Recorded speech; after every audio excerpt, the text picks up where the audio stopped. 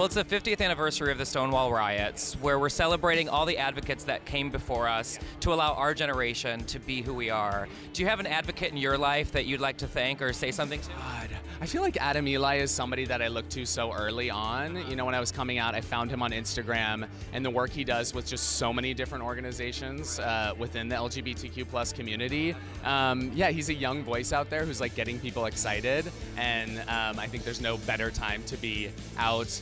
And you know, I think even for allies, it's important for them to know how they can be active as well. So yeah. You know what? Actually, I would like to thank everyone from that night in Stonewall, because if it was not for them, and if they did not decide to march and even start Pride from the beginning, none of us would have this even event. You know, we would not have the liberties that we have today. Oh, I mean, Harvey Milk, he just fought for it both on the streets, but also in the institutions, and I just think he's so remarkable.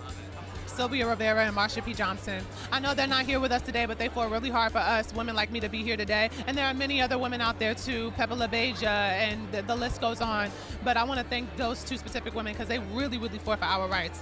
Well, I'd like to thank all Miss Major, Marsha P. Johnson, but also those folks that are out there doing the work right now. Raina Gossett, Lala, you know, Raquel Willis. There's so many brilliant black trans folks and trans people of color that are out there that don't even get the recognition, but that are doing the work. And as someone, you know, this year I'm one of the ambassadors, Stonewall ambassadors for the Congratulations. anniversary. Thank you.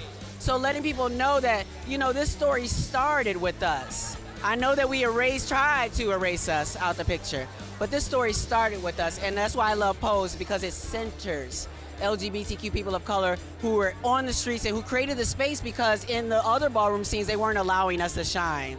Yeah. I think I would like to thank, I want to thank Billie Jean King. She's been a hero of mine. I admire her so much, and I feel like everything she went through really helped to blaze the trail for somebody like me and so many other really young LGBTQ athletes. I think that if I was going to name one person, I'd say Greg Louganis. Yeah, I mean, there's been so many people in all different walks of life and incredible careers, but I think like what he has done, what he's been through, his story is so inspiring, and for me in sports, I think it's so important to remember the athletes that have come before us, and there's still such a lack of athletes, so any gay athletes come out. Out wherever you are. Yes. Follow Gus's footsteps. Yes. Margaret Cho. Thank you. Yeah. Yes. You? I don't really, I would say, honestly, the Fab Five. Excuse me. Oh my God. I'd also like to thank the Fab Five. Right? You're welcome. I mean, that's like really sweet of everyone to say, but I also feel like there's just like really so many stories that deserve to be told that have not been told, that go so far like beyond our five, of like people that we have like not even had the honor to know because of like the climate at the time. So like that's really who I think celebrating Stonewall, like, yes. Bayard Rustin. You know, he's someone who has gone overlooked in the civil rights movement, who was a black gay man, openly black gay man.